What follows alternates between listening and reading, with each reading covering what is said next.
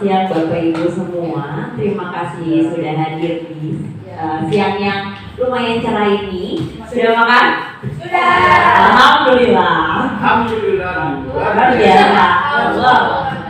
Nah, oke, hari ini kita sama-sama berkumpul di hari Rabu untuk sama-sama menyaksikan aksi nyata dari Ibu Ani Dewi, yaitu salah satu calon guru penggerak yang angkatan 7 dari sekolah SDN Malakasari Maluku. Nah, sebelum kita mulai, ada baiknya kita berdoa terlebih dahulu menurut kepercayaan masing-masing. Berdoa dipersilakan.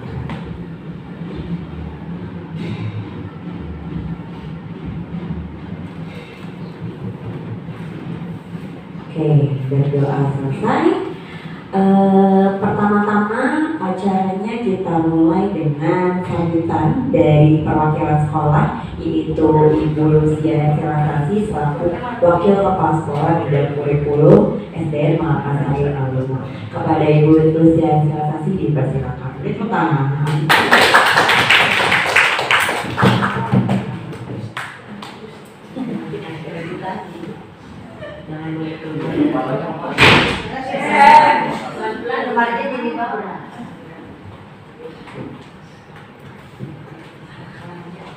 Assalamualaikum warahmatullahi wabarakatuh. Waalaikumsalam.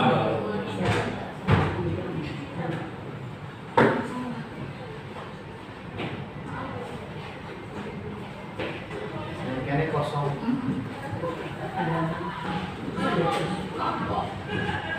Terima kasih kehadirannya Bapak Ibu Guru di ruang perpustakaan ini untuk mengikuti kegiatan yang nanti akan dibawakan oleh Ibu Ani, yaitu aksi nyata modul 14 budaya positif, di mana Ibu Ani ini adalah seorang calon guru penggerak angkatan 7 dari sekian ribu orang terpilih di angkatan 7 ini. Diharapkan nanti guru-guru yang lain mengikuti jejak Ibu Ani yang sudah ada di Malakasari 05 ini, 40 penggerak yang nantinya akan menjadikan SDN Malakasari 05 ini lebih meningkat dari tahun-tahun yang sebelumnya. Harapan kami nanti acara pada siang hari ini dapat berjalan dengan lancar. Kita semuanya dapat dapat hasil ya dari pertemuan ini, sehingga aksi nyata pada pembelajaran di modul 104 ini nanti 114 nanti dapat menjadikan motivasi bagi teman-teman yang mungkin belum ikut bergabung di guru penggerak ini, punya keinginan, jadi nantinya akan menjadikan tambah semangat di dalam menjalankan tugas negara. Hanya itu saja, mudah-mudahan acara ini dapat berjalan dengan lancar. Amin. Terima kasih. Oke, terima kasih Bu Lucia Silasasi selaku perwakilan dari sekolah SDN Malakasari Maluku. Oke, tadi sudah sambutan dari Ibu Lucia. Acara selanjutnya adalah mungkin kita sedikit relax dulu kali ya, biar bisa menerima ibaratnya hari ini bisa mindfulness lah, hadir seutuhnya di acara aksi nyata untuk budaya positif gitu. Nah, kalau ada yang pernah dengar lagu ram sam sam guli ram sam sam guli ram sam sam ada api guli sam sam. Nah, itu kalau ada, boleh kita berdiri dulu Bapak Ibu sebentar. Kita sedikit relax. Iya. Kalau makin cepat lagunya berarti gerakannya juga makin cepat ya Bapak Ibu ya.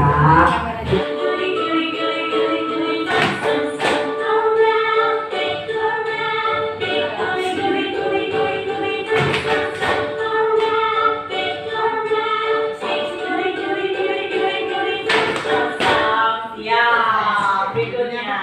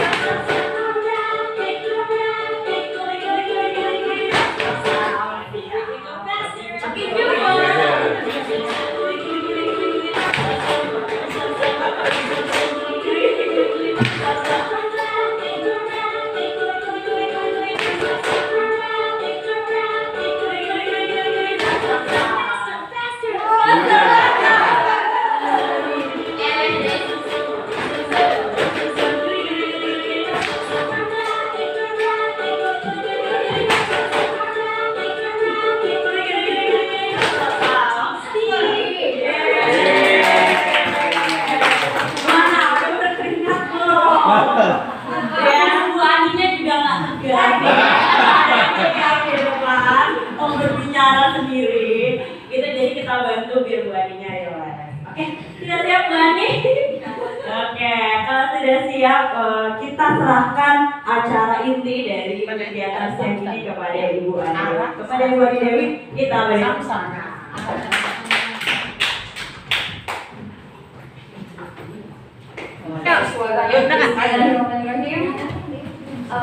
Ibu Kepala Sekolah SDN Marapari 5 yang diwakili oleh Ibu Wakil Kepala Sekolah SDN Marapari 5 yaitu Ibu Sidara Silasasi yang saya hormati.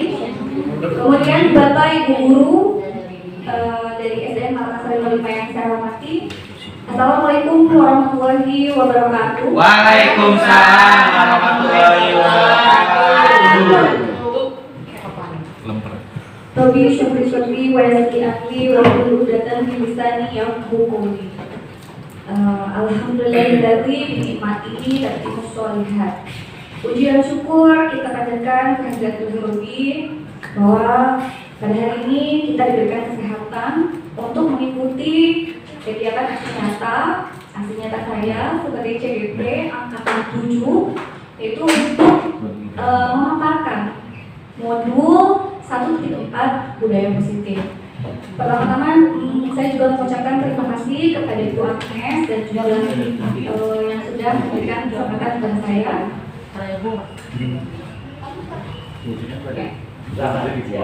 Siap. Silakan. Calon Makassar. Ya, tak lupa salawat serta salam kita limpahkan kepada Nabi besar kita Nabi Muhammad Sallallahu Alaihi Wasallam beserta keluarganya dan para saudaranya. Nah, Bapak Ibu, mohon maaf ini pertama kalinya saya ada di depan dan ini pertama kalinya juga saya berbicara menggunakan mic seperti ini ya, mikrofon. Dan mohon maaf juga barangkali dalam pemaparannya nanti ke depan ada hal. Nah, langsung saja ya Bapak Ibu. Tidak menunggu waktu lama. Agenda kita pada kali ini yang pertama pembukaan, kemudian pemaparan materi modul 1.4 budaya positif, kemudian yang ketiga yaitu diskusi dan sharing, dan yang keempat yaitu penutup. Untuk pembukaan tadi sudah dipaparkan oleh Ibu Agnes, sudah dibuka. Kemudian ada sambutan pula dari Ibu Wakil Kepala Sekolah, dan selanjutnya yaitu pemaparan. Dan Bapak Ibu, saya di sini bukan berarti ingin mengajari, karena di sini saya masih belajar. Jadi mari sama-sama kita sharing. Di sini saya hanya memaparkan apa yang sudah saya dapat melalui pendidikan CBP ini, dan saya mengajak Bapak Ibu untuk sharing bersama saya. Nah, untuk tahap pertama, di sini saya mempunyai sebuah pertanyaan pemantik. Nah, Bapak Ibu kita memilih antara setuju atau tidak setuju. Jadi sama-sama kita berpikir, ya, setuju atau tidak setuju. Yang pertama yaitu hukuman dapat mendisiplinkan anak. Setuju atau tidak setuju? Setuju. Baik, setuju. Nah, yang kedua yaitu pemberian hukuman dengan hal positif seperti membaca atau membersihkan halaman sekolah dapat meningkatkan disiplin anak. Setuju atau tidak setuju? Setuju. Baik. Kemudian yang ketiga yaitu memberi penghargaan dapat meningkatkan motivasi belajar anak. Setuju atau tidak setuju? Ya. Baik, berarti hampir dari ketiga pernyataan ini Bapak Ibu setuju. Nah, di sini kita akan membahas materi apa saja tentang topik budaya positif. Nah, inilah yang akan mengubah paradigma kita yang dulu dan sekarang. Ya, Bapak Ibu, saya pun di sini masih belajar dan saya juga baru tahu itu setelah mempelajari melalui modul 1.4 ini. Baik, topik budaya positif ini yang akan saya paparkan yang pertama yaitu tentang disiplin positif dan nilai-nilai kebajikan universal. Yang kedua yaitu teori motivasi, hukuman, dan penghargaan, restitusi. Kemudian yang ketiga yaitu keyakinan kelas. Yang keempat kebutuhan dasar manusia dan dunia berkualitas. Yang kelima yaitu berkaitan dengan restitusi, yaitu 5 posisi kontrol.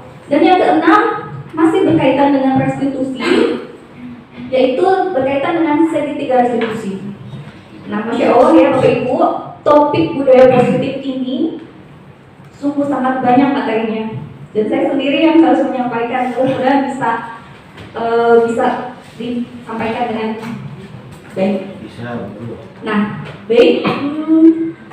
Yang kedua, kita akan membayangkan Bapak Ibu, membayangkan jika di tangan Bapak Ibu itu ada sebuah benda yang berharga. Ya, coba Bapak Ibu bayangkan, jika di tangan Bapak Ibu itu ada benda yang berharga. Kemudian Bapak Ibu harus menjaga benda yang ada di kepala tangan tersebut karena begitu penting. Nah, kemudian ada lagi rekan Anda, ya berarti ada satu orang lagi mencoba dengan segala cara untuk membuka kepala tangan Anda. Nah, rekan Anda tersebut boleh dengan membujuk, boleh dengan menghardik, boleh dengan mengintimidasi, memarahi, menggoda, menggelitik, bahkan menawari Anda dengan uang agar benda yang ada di tangan Anda itu bisa terbuka. Coba Bapak Ibu bayangkan? Wah, dipirong. Nah, menawari Anda uang. baik, coba kita lanjutkan. Sekarang kita diskusikan. Tadi Bapak Ibu sudah membayangkan, sekarang kita akan diskusikan. Jadi harusnya kita mempraktikkan, namun karena waktu juga yang sudah jam segini ya, jadi biar cepat. Nah, pertanyaan pertama, apakah Anda di sini Bapak Ibu akan membuka kepala, tangan? Nah, jika jawabannya membuka, alasannya apa? Gitu. Kemudian yang kedua, apakah Bapak atau Ibu akan menutup kepala tangan Bapak Ibu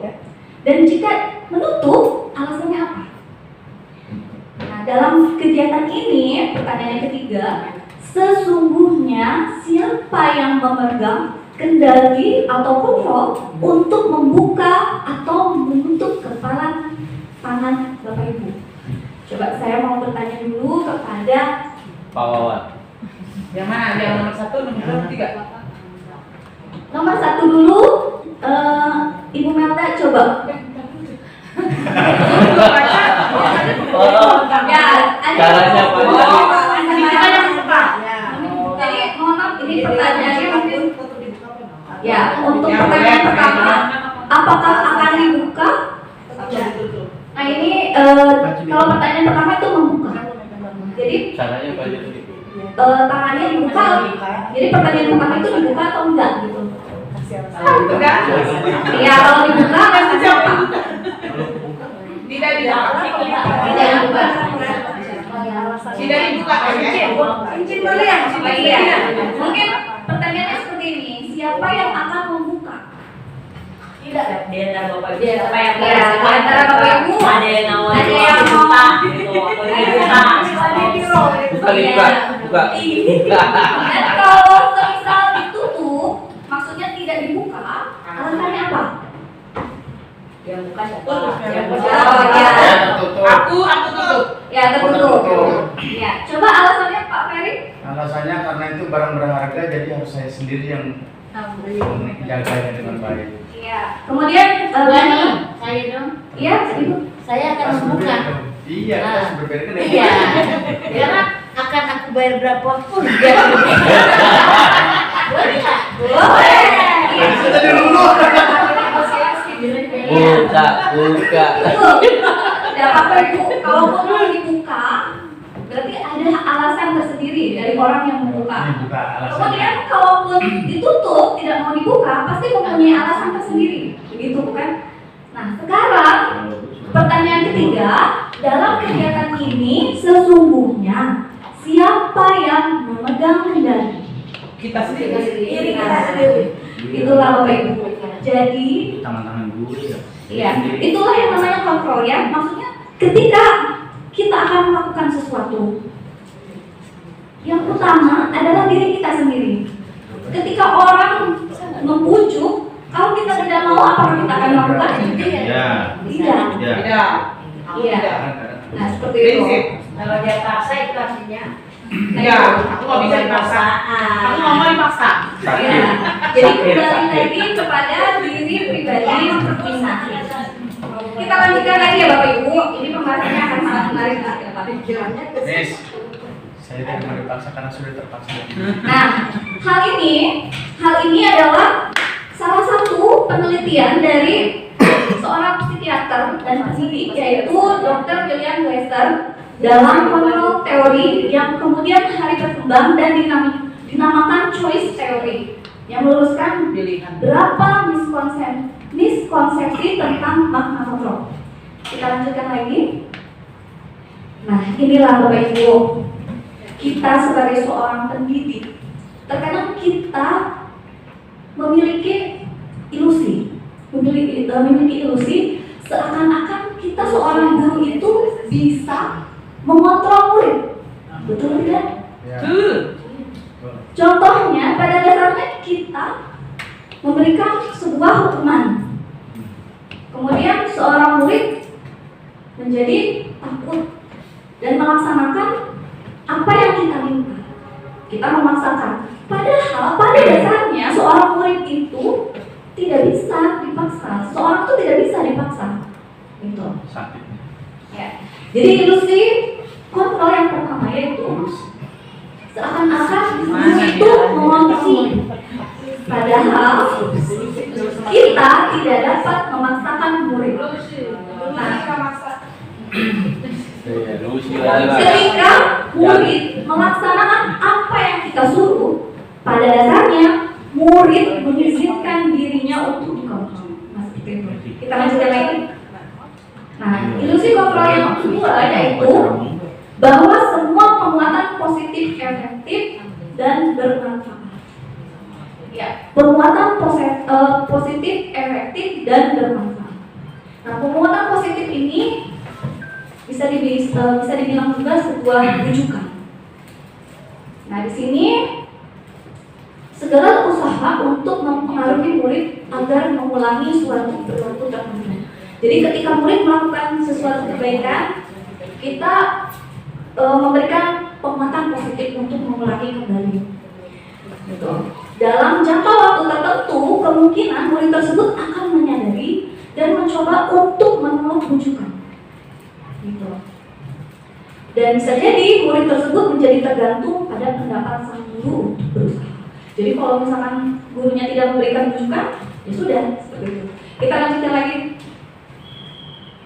Nah, ilusi selanjutnya bahwa kritik membuat orang merasa bersalah dapat menguatkan karakter. Nah, ini kita bisa memberikan kritikan dan rasa bersalah untuk mengontrol murid menuju pada identitas yang gagal. Mereka belajar untuk merasa buruk tentang diri mereka. Mereka mengembangkan dialog diri yang negatif. Nah, itu. Jadi kritik membuat orang merasa bersalah dapat menguatkan karakter. Padahal tidak seperti itu. Kita lanjutkan lagi. Nah, selanjutnya ilusi bahwa orang dewasa memiliki hak untuk memaksa. Ini sama halnya dengan yang pertama ya Bapak Ibu. Banyak orang dewasa yang percaya bahwa mereka memiliki tanggung jawab untuk membuat murid-murid berbuat hal-hal tertentu. Apapun yang dilakukan dapat diterima selama ada sebuah kemajuan. Pada saat itu pula orang dewasa akan menyadari bahwa perilaku memaksa tidak akan efektif untuk jangka waktu panjang. Ya, kita lanjutkan lagi. Nah, bagaimana seseorang bisa berubah dari paradigma stimulus respon kepada pendekatan teori kontrol ya, yang tadi disampaikan oleh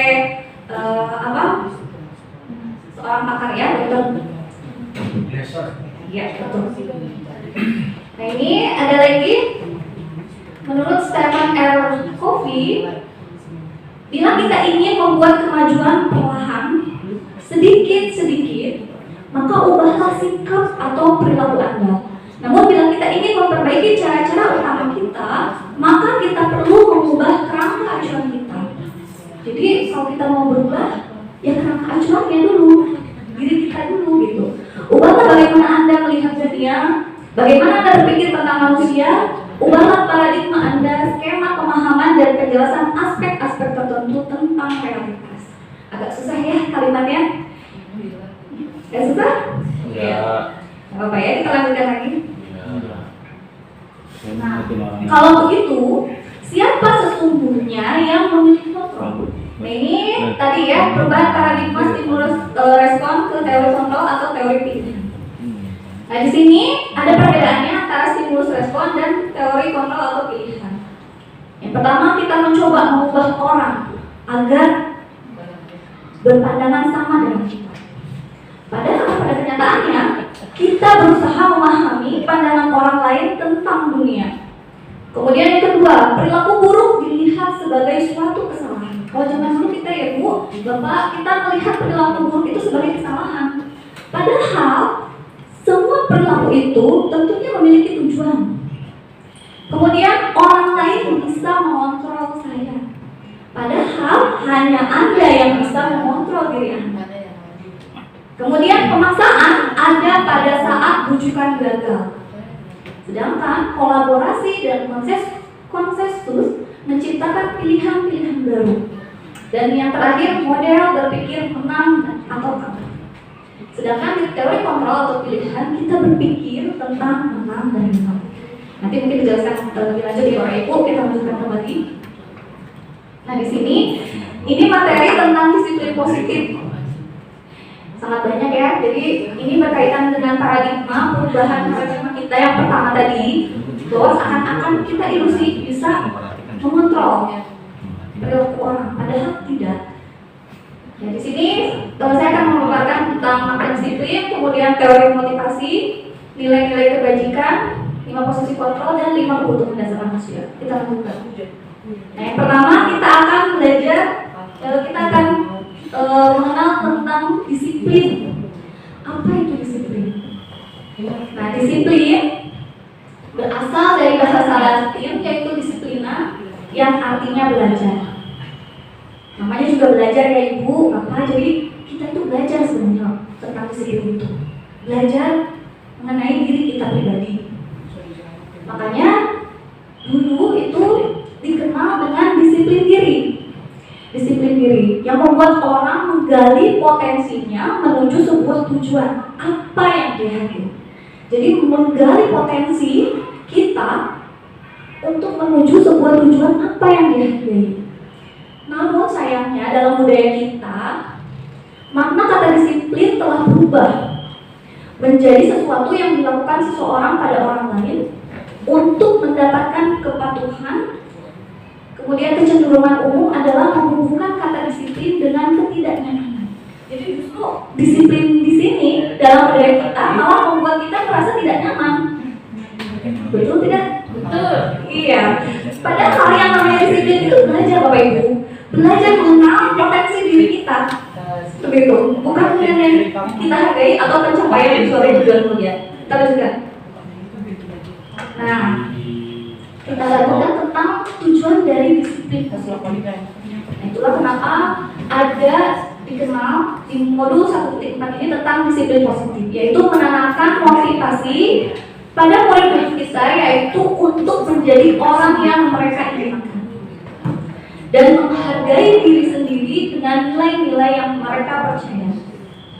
Ketika murid-murid kita memiliki motivasi tersebut, mereka telah memiliki motivasi intrinsik yang berdampak jangka panjang. Motivasi yang tidak akan terpengaruh pada adanya hukuman atau hadiah.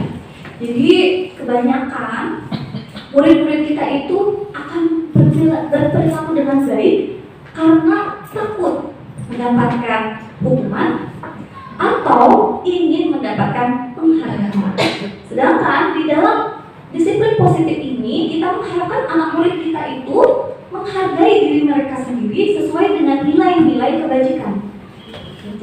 Agar berdampak panjang. Ya, kita lanjutkan lagi. Berkaitan dengan pendidikan di Indonesia, Bapak Pendidikan kita Ki Hajar Dewantara menyatakan bahwa di mana ada kemerdekaan, disitulah harus ada disiplin yang kuat. Sungguh pun disiplin itu bersifat self-disiplin, yaitu kita sendiri yang mewajibkan kita dengan sekeras-kerasnya. Tetapi itu sama saja, sebab kalau kita tidak cakap melakukan self-disiplin, wajiblah penguasa lain mendisiplinkan diri kita. Dan peraturan demikian itulah yang harus ada di dalam suasana yang terbuka. Jadi, apalagi sekarang kita menggunakan kurikulum merdeka ya Bapak Ibu, bukan berarti kita tuh bebas.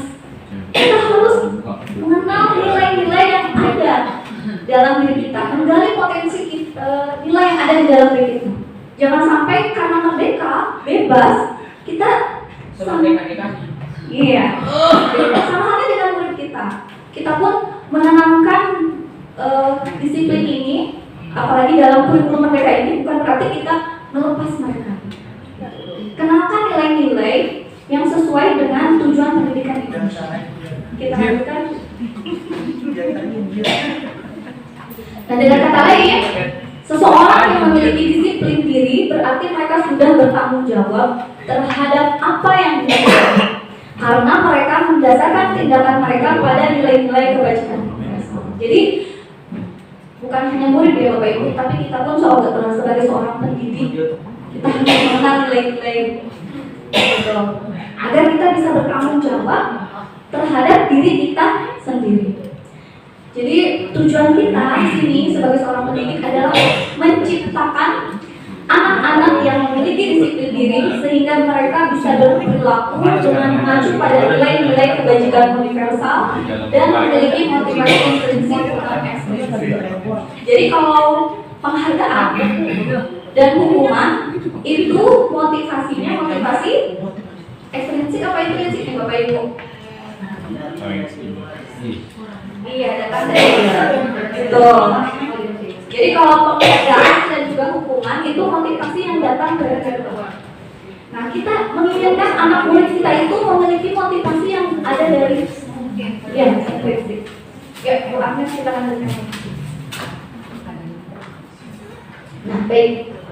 Tadi kita menyebut-nyebut nilai-nilai kebajikan universal. Apa nilai-nilai kebajikan universal itu? Nah, di sini disampaikan bahwa nilai-nilai kebajikan adalah sifat-sifat positif manusia yang merupakan tujuan mulia yang ingin dicapai oleh setiap individu. Nilai-nilai tersebut bersifat universal dan lintas bahasa, suku bangsa, agama maupun agama. Jadi kalau saya baca di modul 1.4 itu Bapak Ibu, nilai-nilai universal itu banyak. Tapi kita fokus kepada nilai yang menjadi tujuan pendidikan kita di Indonesia, yaitu Profil belajar Pancasila. ya betul sekali, profil pelajar Pancasila. Dengan menaikkan nilai-nilai kebajikan yang dimiliki seseorang, maka motivasi intrinsiknya akan terbangun. Jadi jikalau murid mengenal nilai-nilai kebajikan, maka motivasinya itu bukan dari luar, tapi dari dalam dirinya, sehingga dapat mencapai tujuan mulia yang diinginkan. Baik, kita lanjutkan. Nah, ini ya untuk nilai kebajikan yang harus dicapai sesuai dengan tujuan pendidikan kita, yaitu profil pelajar Pancasila. Yang pertama, beriman bertakwa kepada Tuhan Yang Maha Esa dan berakhlak mulia. Kemudian berkebinekaan global, bergotong royong, mandiri, bernalar kritis dan kreatif. Tuh. Inilah nilai-nilai yang kita kenakan kepada murid kita dan kita hayati gitu. Kenakan kepada mereka sikap-sikap apa yang sesuai dengan nilai-nilai. Baik.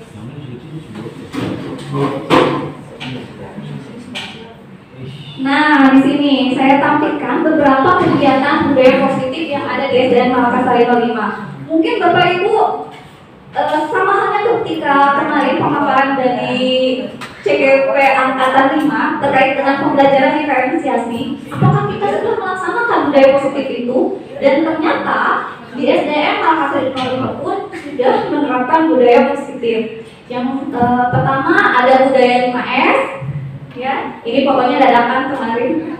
Kemudian kegiatan pramuka, kegiatan literasi, ini merupakan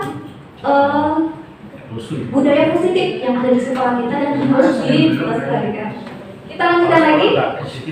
Nah, kemudian kegiatan kurang sehat, kegiatan PSM, pembiasaan keagamaan, dan masih banyak lagi. Cuman tidak semua saya tampilkan di sini. Nah, selanjutnya menginjak ke materi yang kedua, yaitu tentang teori motivasi, hukuman, penghargaan, dan restitusi.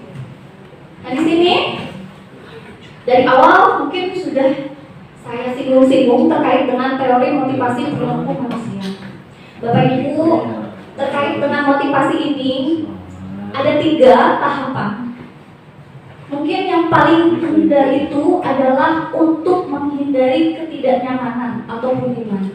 Biasanya orang yang menghindari ketidaknyamanan atau hubungan, dia bertanya, apa yang akan terjadi apabila saya tidak melakukannya? Kemudian yang kedua yaitu untuk mendapatkan imbalan dari orang lain atau institusi. Nah, mereka yang mempunyai motivasi ini, mereka akan bertanya, apa yang akan saya dapatkan apabila saya melakukannya? Nah, ini termasuk motivasi dari luar atau eksternal. Dan yang paling atas yaitu untuk menghargai diri sendiri. Nah, ini motivasi yang ketiga ini, dia akan bertanya, saya akan menjadi orang yang seperti apa bila saya melakukannya? Jika anak ini melakukan kesalahan, dia akan bertanya, jika saya melakukan kesalahan itu, apa yang seperti apa saya itu? Akan menjadi seperti apa? Dan ini adalah tujuan dari adanya disiplin positif tersebut. Nah, ini terkait dengan hukuman dan penghargaan. Ada judul kecil terkait dihukum oleh penghargaan. Tadi di awal ada pertanyaan pemantik ya terkait dengan hukuman, kemudian penghargaan. Gitu.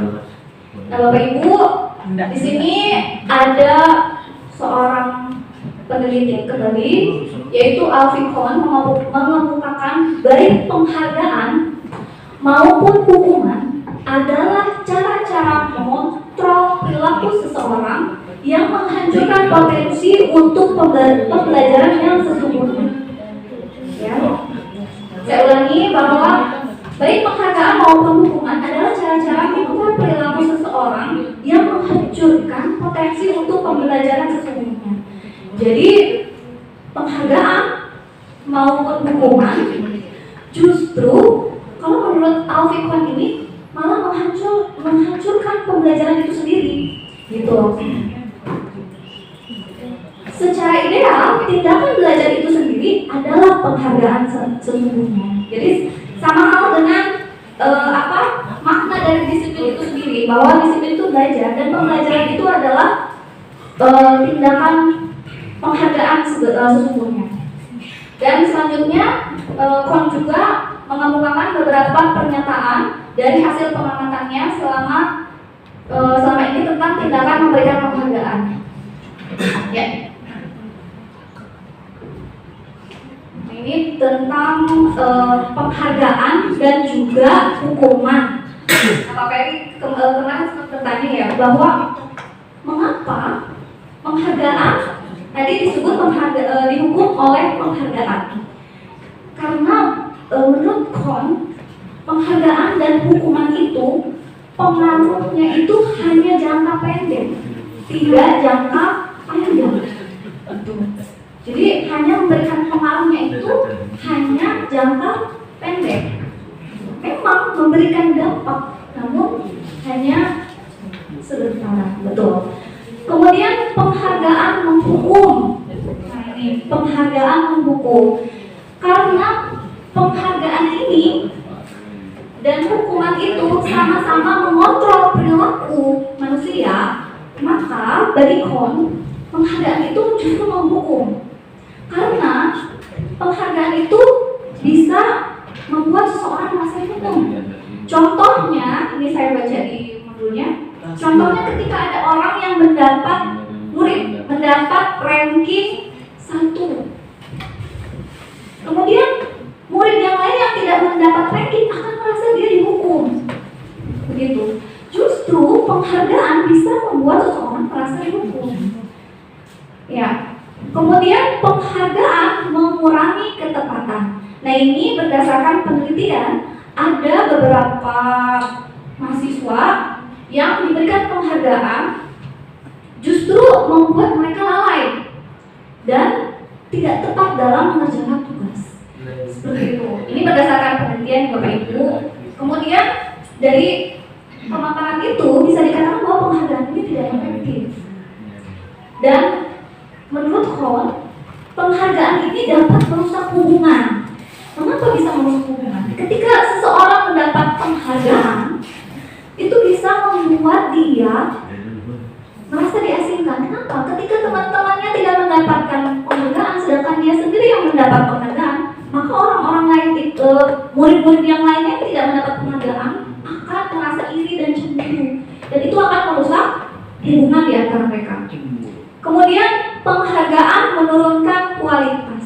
Nah, ini hampir sama dengan penghargaan dapat mengurangi ketepatan. Ketika seseorang diberikan penghargaan karena dia merasa karena dia semisal bisa menulis dengan bagus, mendapatlah penghargaan. Karena mendapat penghargaan itu dia menjadi lalai. Sedangkan teman-temannya yang lain yang tidak mendapat penghargaan justru malah meningkatkan. Gitu. Ini berdasarkan penelitian dari Kon ya Bapak Ibu. Kemudian penghargaan mematikan kreativitas. Nah, ini juga hampir sama. Kemudian penghargaan mengurangi motivasi intrinsik. Jadi karena mendapatkan penghargaan itu dari luar, ya, jadi motivasi dari dalam dirinya tidak ada. Jadi hanya untuk mendapatkan penghargaan saja. Kalau tidak mendapatkan penghargaan, apakah akan melaksanakan kegiatan itu? Belum tentu. Nah, seperti itu. Kita lanjutkan. Nah, kalau begitu, apa yang dapat kita lakukan ketika seseorang melakukan? Nah, ini kita bisa melakukan sebuah apresiasi atau pengakuan, yaitu bentuk program kebajikan atau apresiasi. Iya. Yang pertama yaitu kita bisa memberikan dukungan kepada murid secara khusus. Ya, kemudian beri pengakuan secara pribadi. Kemudian beri pengakuan kepada semua murid bergantian. Jadi jangan karena anak ini yang selalu menonjol di kelas, padahal belum tentu semua anak itu pasti mempunyai kelebihan masing-masing, dan kita sebagai seorang pendidik harus memahaminya, harus mengetahuinya. Kemudian beri pengakuan secara konsisten, dan yang terakhir fokus kepada proses. Nah, ini di sini ada contoh pengakuan atau apresiasi kebajikan yang dapat kita lakukan kepada murid. Contohnya ini menggunakan kalimat pembukaan. Kemarin saya perhatikan rasa empatimu besar sekali pada saat menolong murid baru di kelas kita. Nah, ini termasuk apresiasi kita. Jadi jangan kita memberikan apresiasi itu kepada anak hanya karena nilainya saja, ya akademiknya saja, tapi lihat ya nilai-nilai yang ada di kelas kita berikan apresiasi kepada dia. Kemudian saya menghargai kepedulianmu. Ya, ada anak yang peduli, kita harus berikan apresiasi pada saat kamu membantu teman-temanmu di tugas kelompok. Kemudian ada lagi, terima kasih untuk rasa tanggung jawabmu. Ini ada anak yang sudah melaksanakan tanggung jawabnya, ya Bapak Ibu.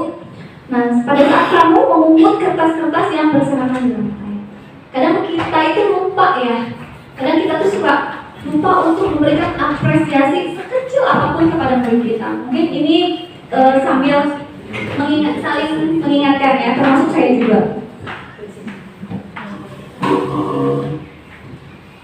Nah, di sini kita akan membedakan antara hukuman dan konsekuensi. Jadi sebelum nanti saya akan menyampaikan perbedaan hukuman dan konsekuensi, silakan Bapak Ibu kita diskusikan. Di sini ada tindakan guru, kemudian Bapak Ibu memilih apakah itu termasuk hukuman atau konsekuensi. Yang pertama, mencatat 100 kali di dalam buku kalimat saya tidak akan terlambat lagi karena terlambat sekolah. Kira-kira ini hukuman atau konsekuensi?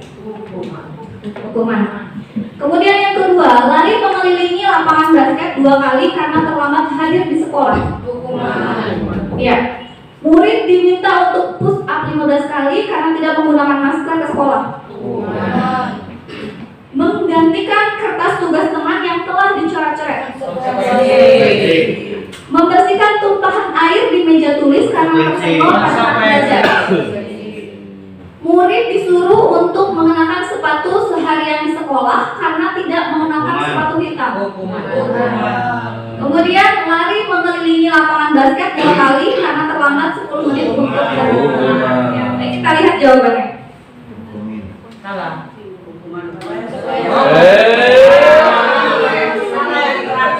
Ya, yang terakhir itu konsekuensi.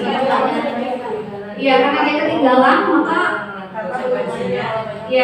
konsekuensinya dia mengelilingi lapangan basket 2 kali. Salah satu sebagai awal hubungan konsekuensi. Iya. Beda tipis ya, baik kita lanjutkan. Ya, perbedaan hukuman dan konsekuensi. Ya, hukuman yaitu sesuatu yang menyakitkan harus terjadi. Ya, sesuatu yang menyakitkan harus terjadi. Kalau konsekuensi, sesuatu harus terjadi. Ya, hampir sama ya kata-katanya ya. Kemudian yang kedua, membuat anak sakit fisik maupun hati untuk jangka waktu yang lama. Jadi hukuman itu hati-hati. Jujur saya waktu kecil itu ya, waktu SD itu pernah dihukum kalau kesiangan itu lari jongkok jalan jongkok. Dan itu masih keinget sampai sekarang. Aduh, siapa itu gurunya? Ya bahkan kalau kalau dulu itu tidak mengerjakan PR itu dicubit. Kalau sekarang kan sudah tidak seperti itu ya Bapak Ibu. Pelecehan kalau sekarang Iya. Nggak boleh dicubit tapi ditapuk aja. Oh. pipi gimana? Pelecehan tuh. Mau nyebut itu siapa? Oh iya. Nah kalau konsekuensi, Oh, iya. walaupun tidak ada fisik, tapi bisa membuat anak merasa tidak nyaman dalam jangka waktu yang pendek. Kemudian anak membenci kedisiplinan. Kalau untuk hukuman ya. Kemudian kalau konsekuensi, anak menghargai disiplin. Kemudian kalau hukuman, paksaan. Kalau konsekuensi, stimulus tanggapan. Kalau hukuman mendorong anak menyakiti diri sendiri, dan kalau konsekuensi mendorong anak agar mudah menyesuaikan diri. Hukuman, konsep diri yang buruk. Kalau konsekuensi, konsep diri yang baik. Nah kalau hukuman, anak belajar untuk menyembunyikan kesalahan. Hati-hati. Justru kadang hukuman itu bisa membuat anak malah menyembunyikan kesalahannya. Jadi malah jadi berbohong, ya kan? Jadi tidak mau ketahuan. Kalau ketahuan nanti dapat hukuman. Seperti itu. Takut. Kalau konsekuensi, anak belajar untuk mematuhi peraturan. Nah, kalau hukuman, hati-hati bisa membuat anak itu marah, merasa bersalah, dipermalukan, dan merasa tak dihargai. Sedangkan konsekuensi bisa membuat seorang itu kehilangan hak, dibuat tidak nyaman, dan diasingkan untuk sementara.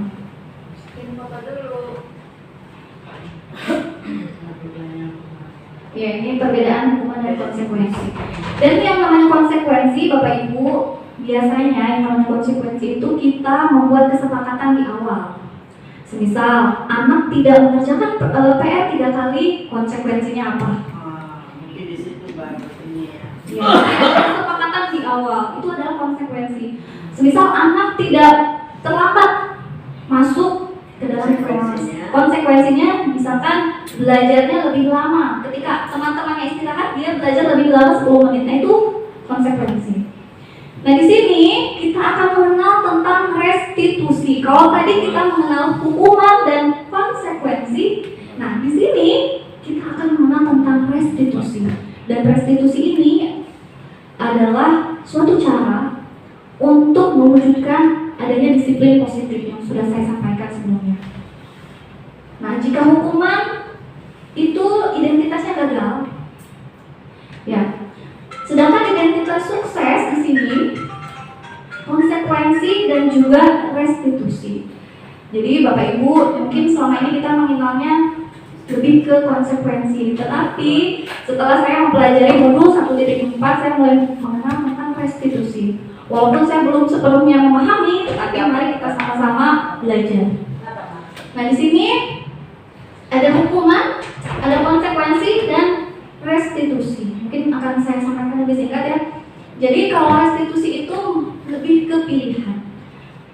Ya. Kemudian menguatkan murid dalam jangka yang panjang dibandingkan dengan memberikan hukuman.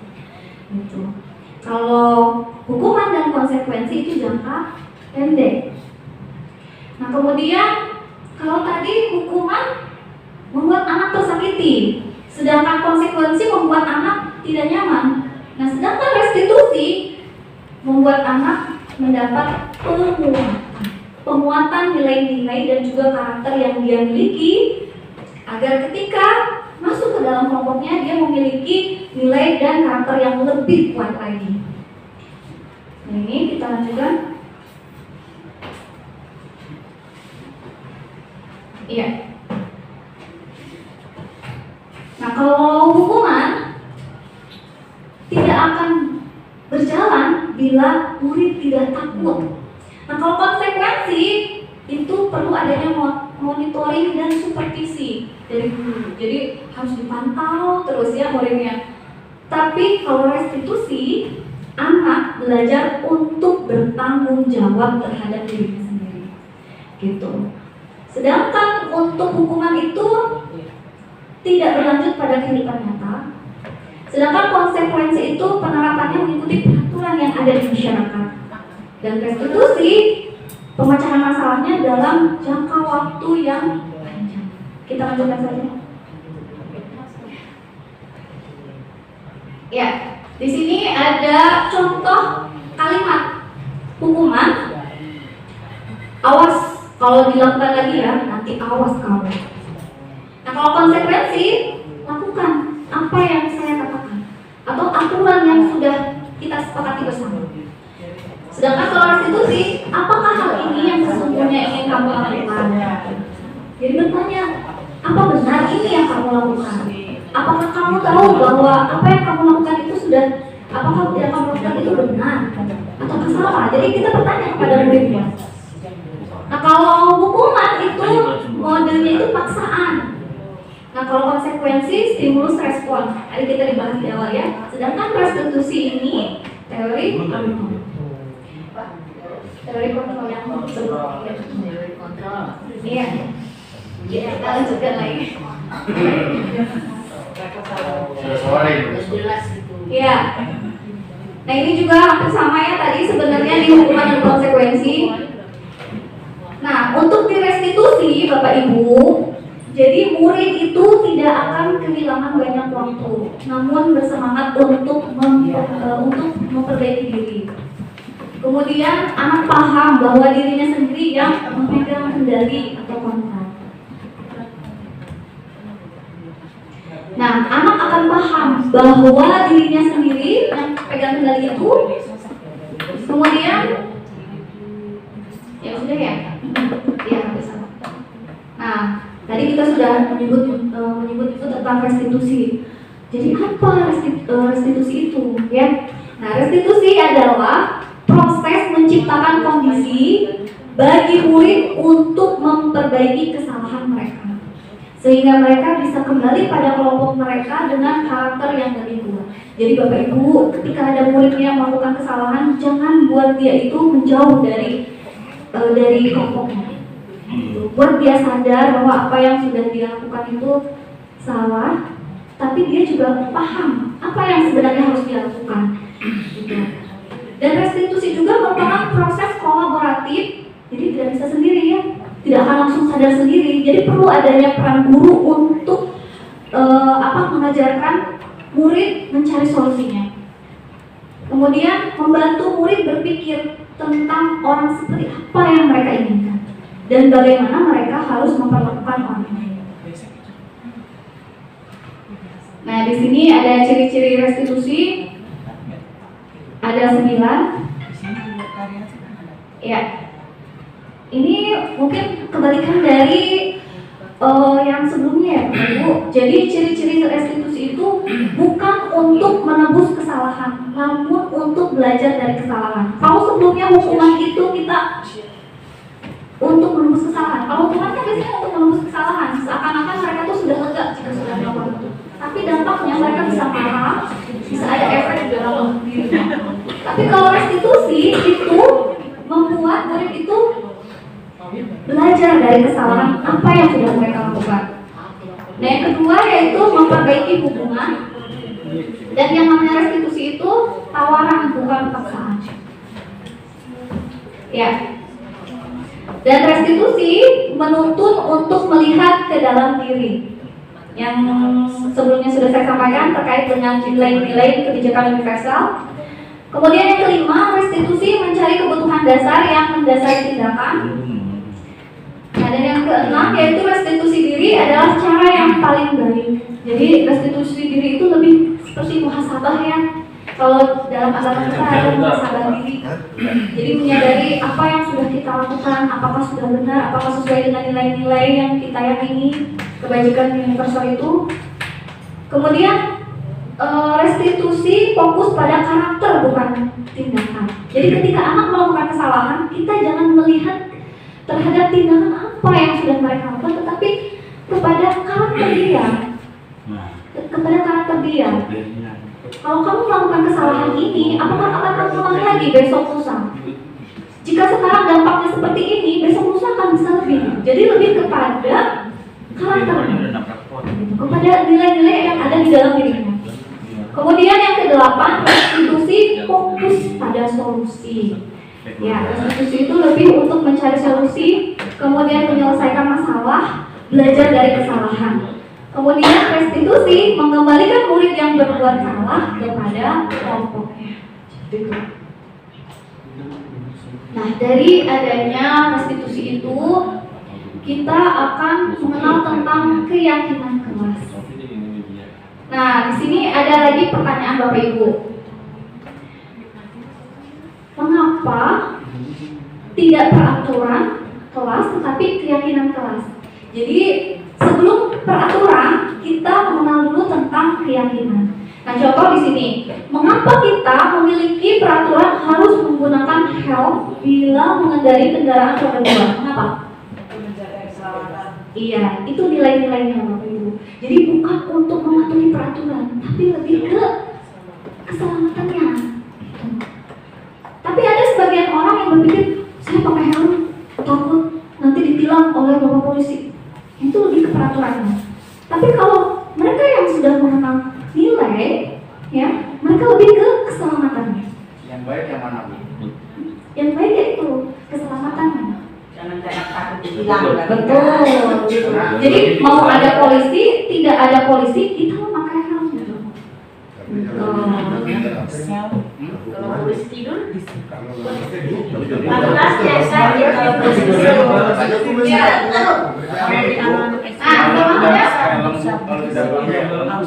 Itu pasti ditilang hukumannya. Iya, kebanyakan orang berpikir seperti itu ya. Nah, tapi berpikir seperti itu gitu loh maksudnya. ya kita kan sedang mengenal tentang disiplin positif, Pak Ferry. Jadi kita lebih ke keyakinannya kita, bukan ke peraturan itu. Jadi kalau peraturan itu kan ada eksternal, ekstrinsik. Tapi kalau dari diri kita pribadi itu intrinsik. Maksudnya gitu, Bu.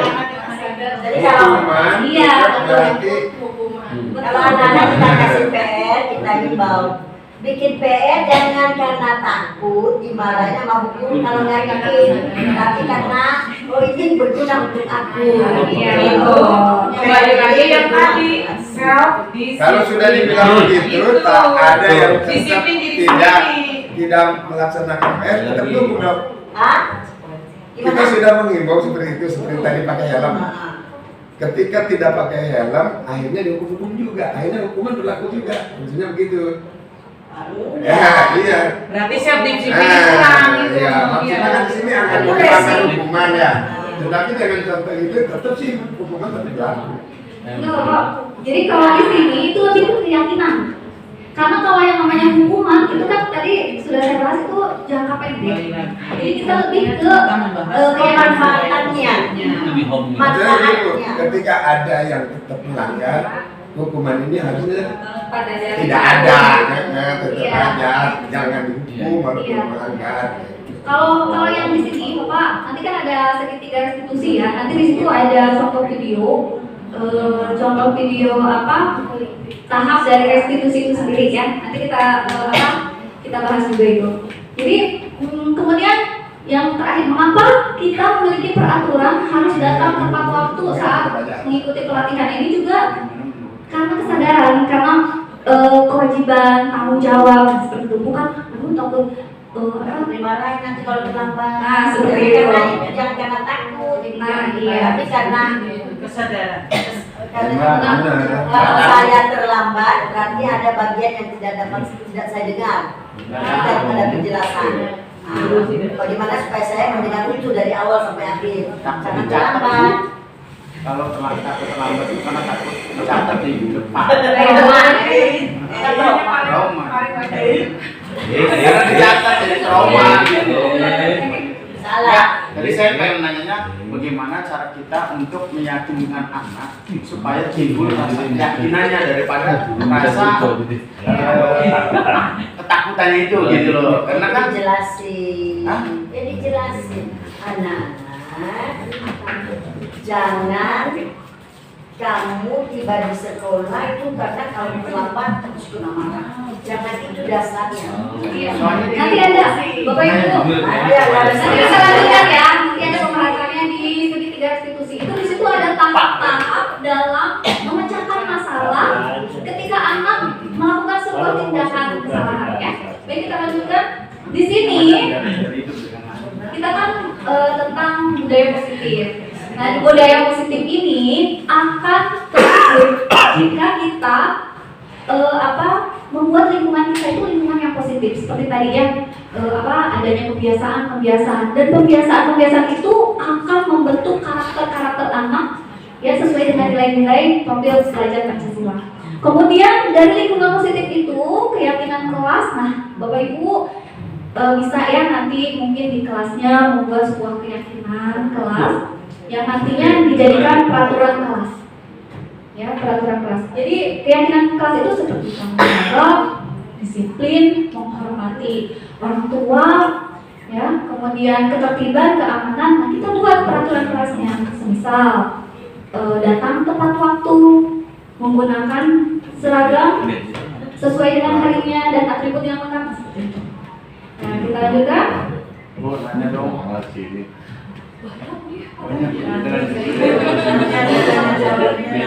Kali aja ada lagi. Iya.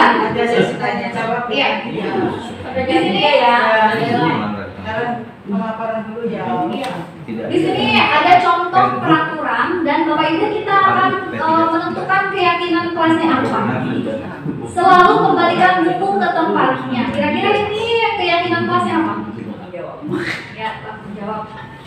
Nanti ya kita lihat jawabannya di bawah. Kemudian dilarang mengganggu orang lain. Nah, itu nggak boleh. Menghargai. Boleh. Oh, itu Ya, menghargai boleh. Ya, nanti kita lihat jawabannya. Kemudian hadir di sekolah 15 menit sebelum pembelajaran dimulai. Disiplin tertib. Ya, disiplin. Iya. Kita lihat dilarang melakukan kekerasan. Boleh. Udah, kita lihat langsung keyakinan kelasnya saja dulu ya. Nah, ini. Jadi Bapak Ibu nanti di kelas bisa membuat peraturan kelas atau kita mungkin lebih mengenalnya kesepakatan kelas ya.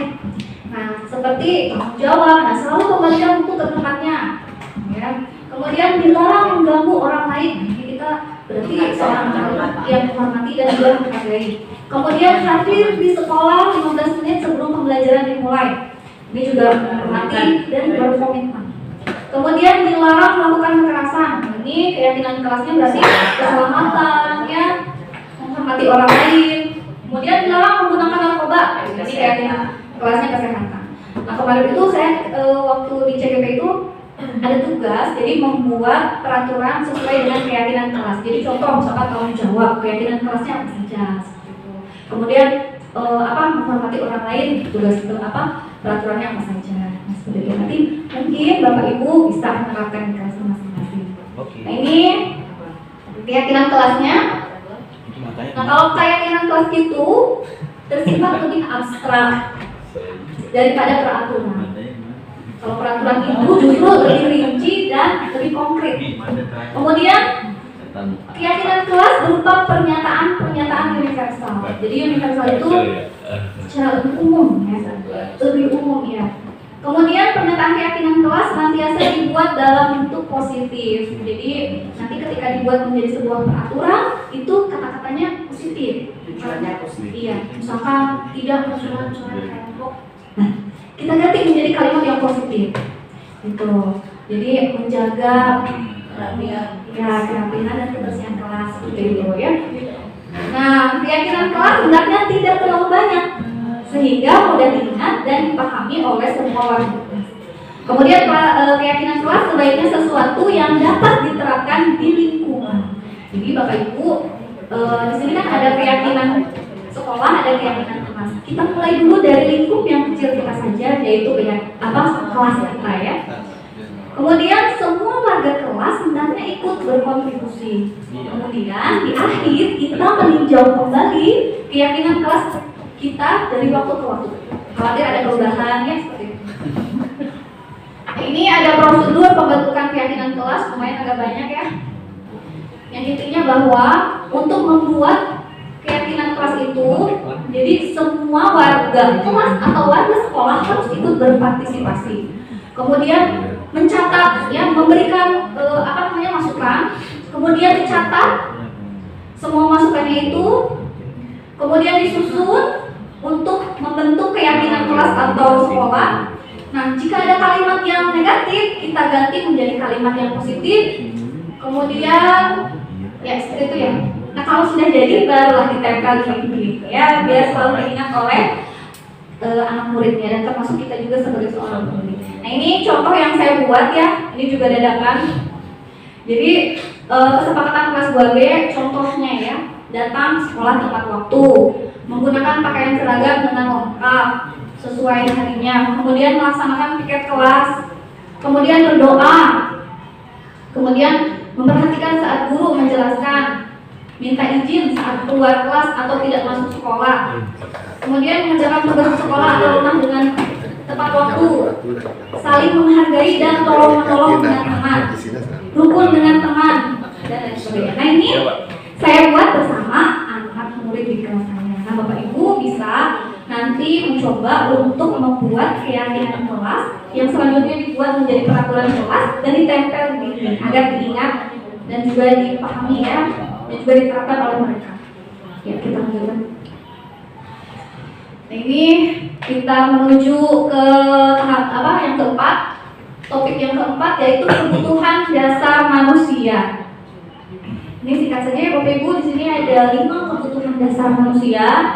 Ini harus kita pahami sebagai seorang guru agar nanti di kelas kita paham apa sebenarnya yang dibutuhkan oleh murid kita. Nah, yang pertama yaitu bertahan hidup.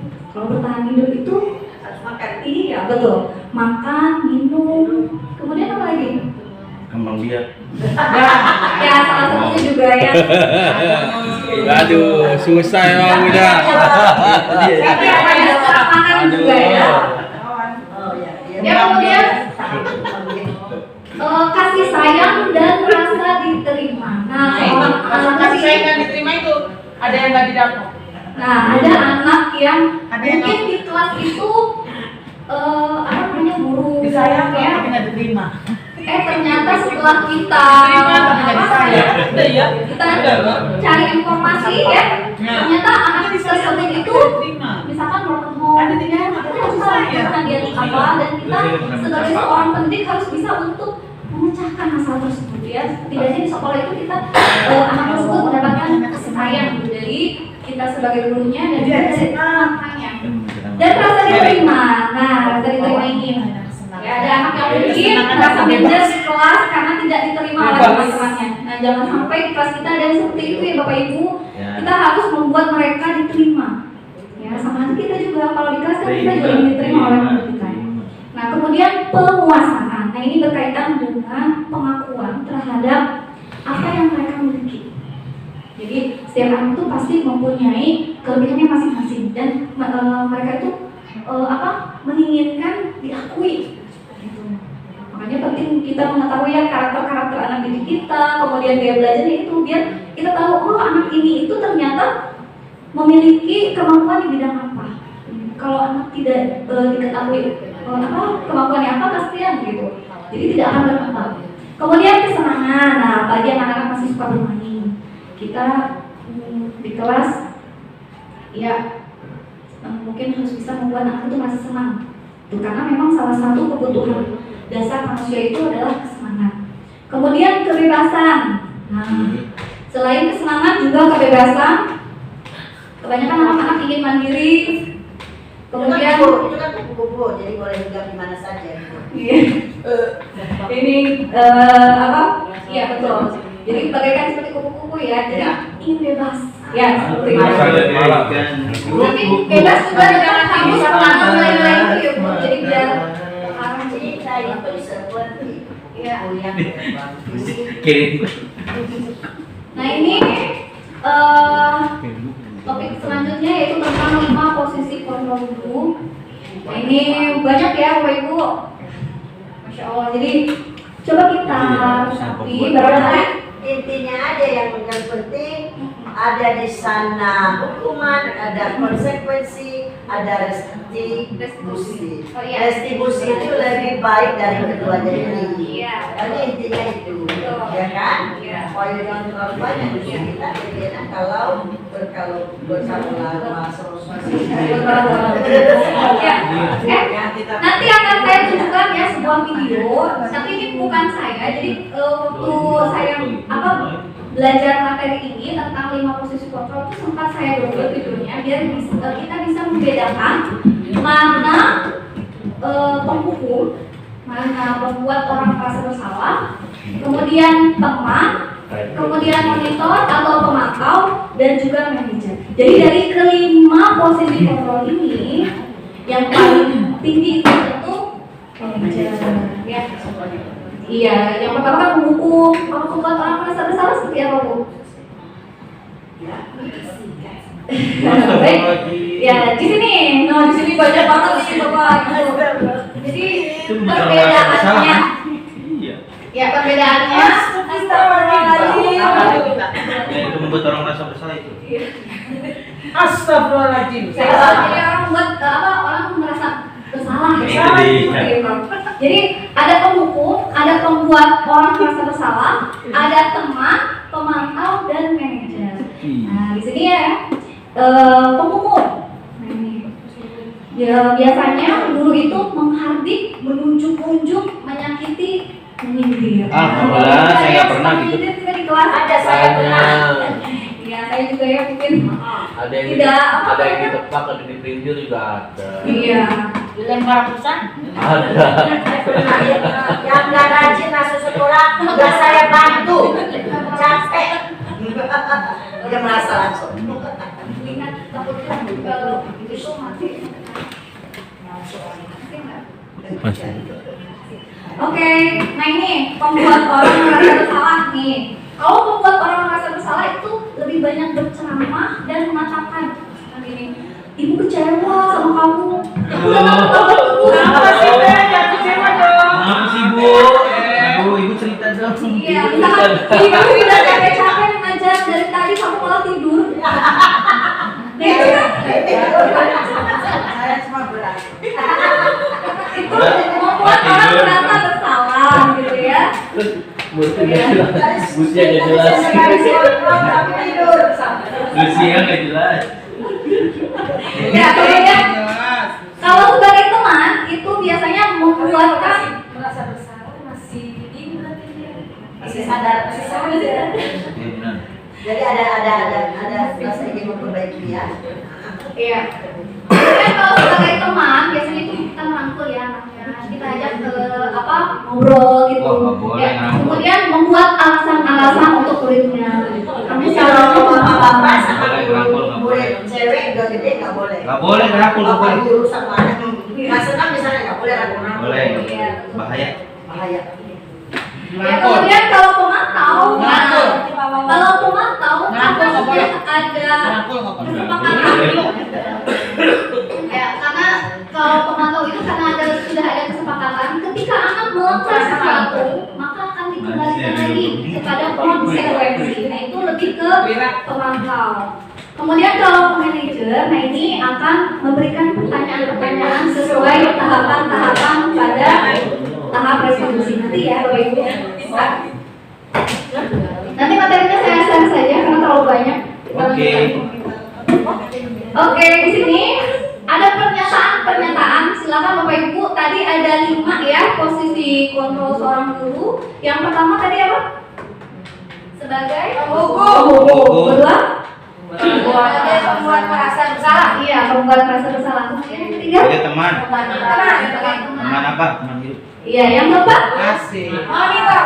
Ya, monitor. Kemudian yang kelima? Manajer. Oke, kita lihat Cie, mana. salah kepsek. Saya kecewa sekali dengan kamu. Kira-kira ini posisi kontrolnya apa? Siapa yang mengatakan? Ya, siapa yang mengatakan? Apakah gurunya itu sebagai penghukum? Apakah pembuat merasa bersalah? Apakah Pembuat. Nah, merasa bersalah. Buat merasa bersalah. Bisa. Murid contohnya ada. Lu sih nggak jelas. Kan tuh. Merasa bersalah guru. Merasa bersalah. Iya. ini merasa bersalah ya? Coba yang kedua. Lu sih nggak jelas. Benar melakukannya. Kamu tidak pernah benar melakukannya. Kira-kira ini posisi penghukum. Kemudian yang ketiga, ayolah, lakukan hal itu Nah, Bapak. itu merayu itu. Merayu. Lanjut. Ya, kemudian sekarang yang keempat, apakah kamu mau mendapatkan stiker bintang hari ini? Jadi setiap anak-anak yang Jualan, datang itu jualan. paling awal itu dikasih stiker bintang. Siap. Kira-kira ini termasuk apa nih? Manajer. Monitor dari mana Bu? Oh, dari Iya, guru. Bu. Manajer. Manajer. Mendapatkan stiker.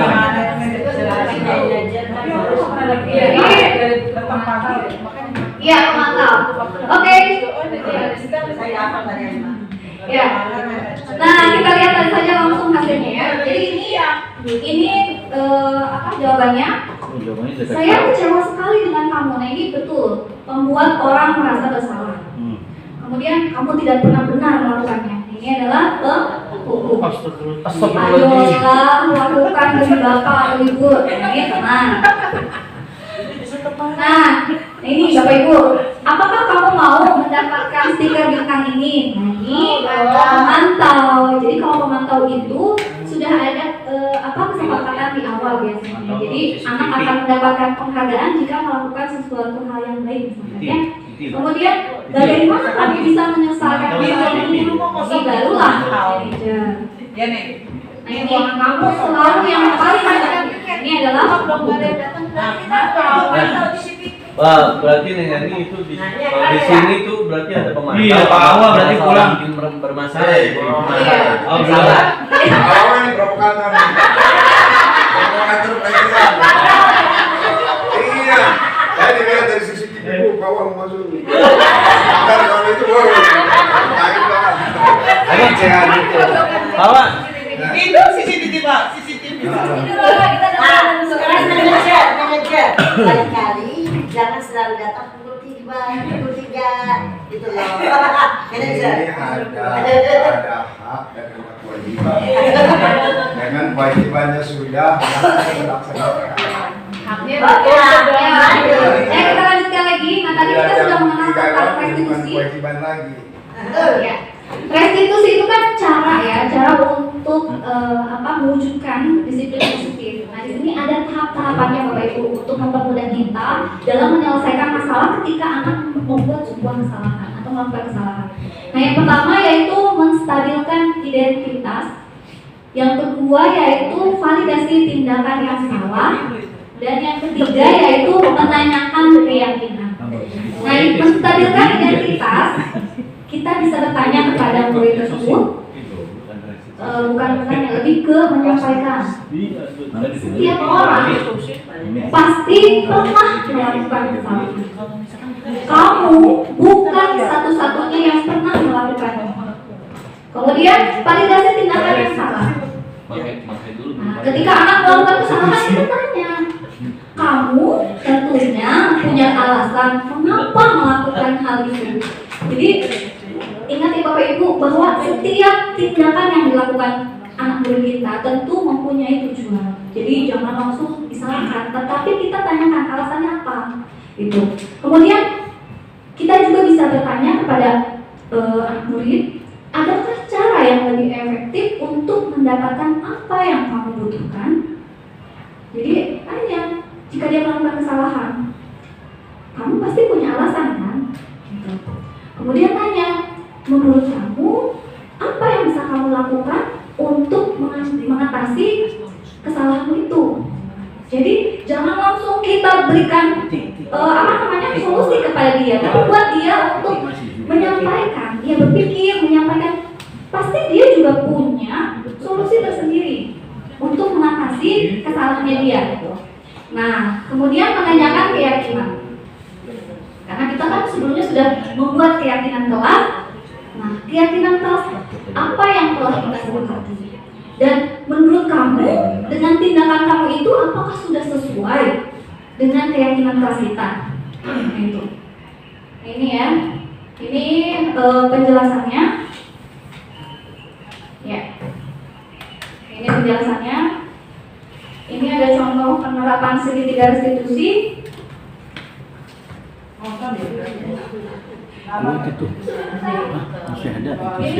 Ini salah satu video yang kemarin saya share di LSF. Bisa untuk ini soalnya nggak pakai ya.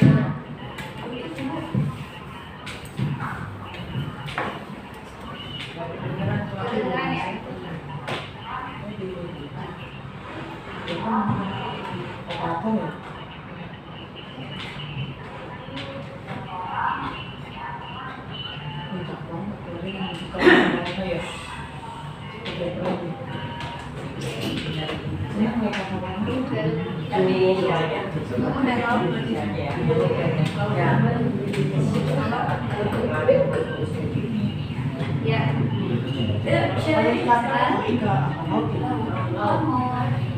Ini aja ya Bapak Ibu, jadi saya jelaskan sedikit. Jadi videonya itu ada 2 video dalam video segitiga restitusi yang saya buat. Jadi yang pertama itu kesalahan aku itu terkait dengan tidak mengerjakan tugas, gitu, tidak mengerjakan tugas.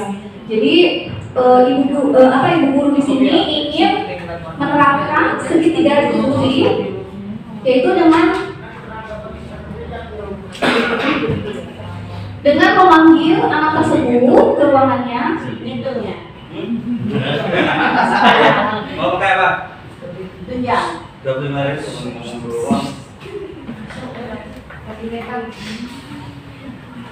Ini sayangnya padahal ada video lagi yang ingin saya tampilkan. Ini terkait dengan 5 posisi kontrol ya Bapak Ibu.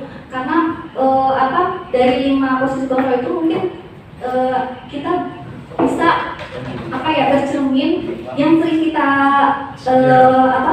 kita lakukan setiap hari itu lebih ke posisi kontrol yang mana gitu. Tapi ya sudah tidak apa-apa ya, nanti untuk videonya nanti saya share saja.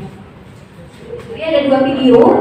Di sana yang video pertama itu ketika anak murid tidak mengerjakan tugasnya, kemudian gurunya memanggil,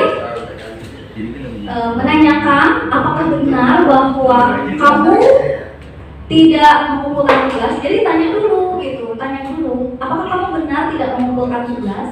Anak tersebut menjawab iya.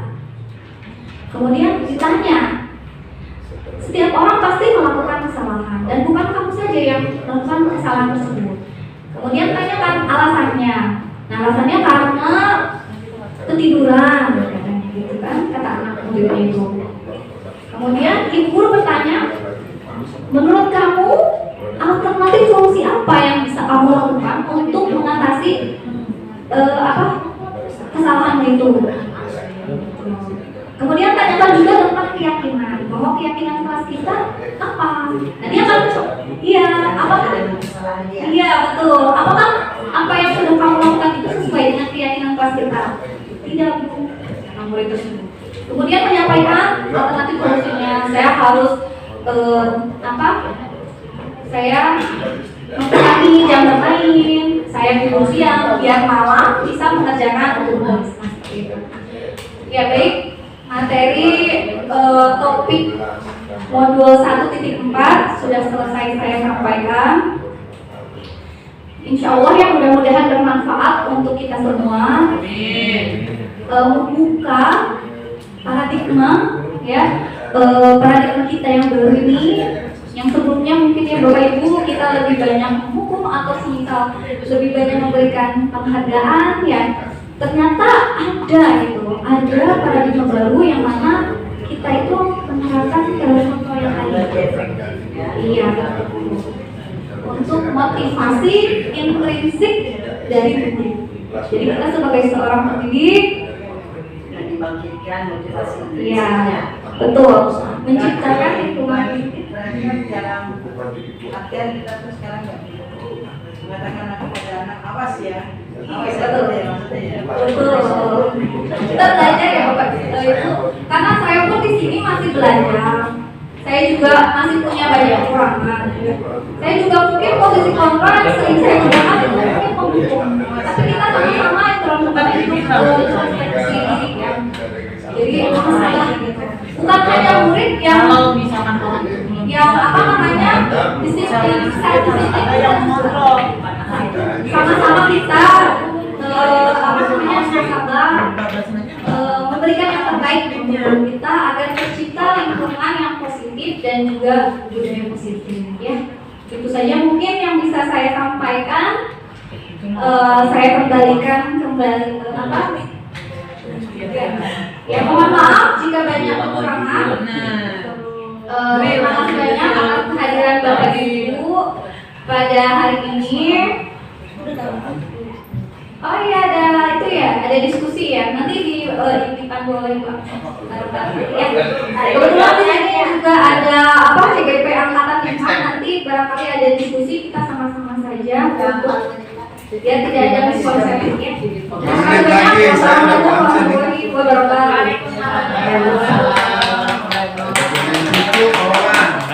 Oh ya, paparannya Bu Ani itu merubah paradigma berpikir kita. Yang tadinya saya pikir bahwa hukuman, penghargaan itu bisa mengubah murid kita menjadi siswa yang lebih disiplin, lebih bisa mengikuti peraturan yang sudah kita buat gitu kan. Ternyata justru hukuman dan penghargaan itu sifatnya hanya sementara. Suatu saat mungkin mereka tidak akan lagi mengikuti aturan yang berlaku ya. Adapun hal yang lebih ideal adalah restitusi ya, dengan menggali keyakinan pada diri anak, menumbuhkan motivasi diri pada diri anak untuk melakukan disiplin diri ya. Jadi fokus untuk memperbaiki dirinya dari dalam berdasarkan kesadaran anak-anak sendiri.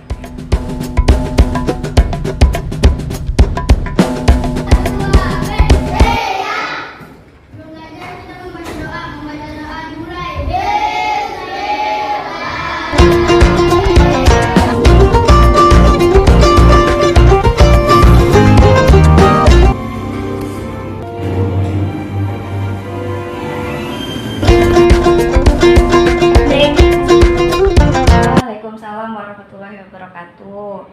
Yasir dan juga Dafa sudah istirahatnya? Sudah, Bu. Sudah makannya? Sudah, Bu.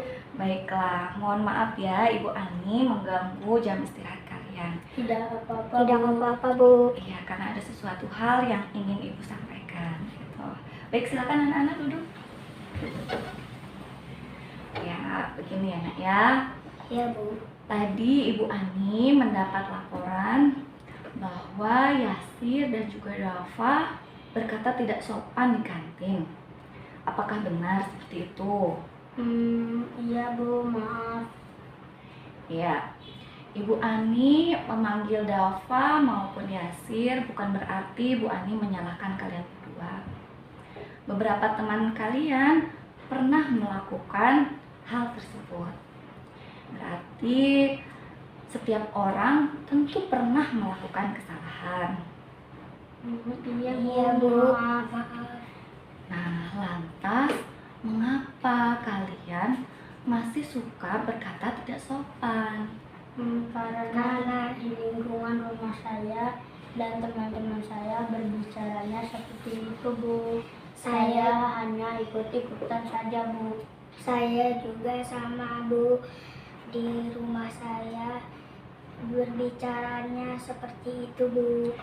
Kalau begitu, menurut kalian, apakah berbicara seperti itu sudah baik atau belum? Tidak, Bu. Itu tidak baik. Tidak baik. Jika tidak baik, apakah kalian akan terus berkata seperti itu? Tidak, Bu. Kalau Yasir bagaimana? Tidak juga. Iya, Bu. Baik, sekarang kita berbicara tentang keyakinan keras kita. Nah, apa yang kita percaya dan apa yang belum kita tunjukkan? Bertutur kata sopan dan santun, Bu. Hebat, alhamdulillah, berarti kalian masih ingat ya? Iya, Bu. Nah, menurut kalian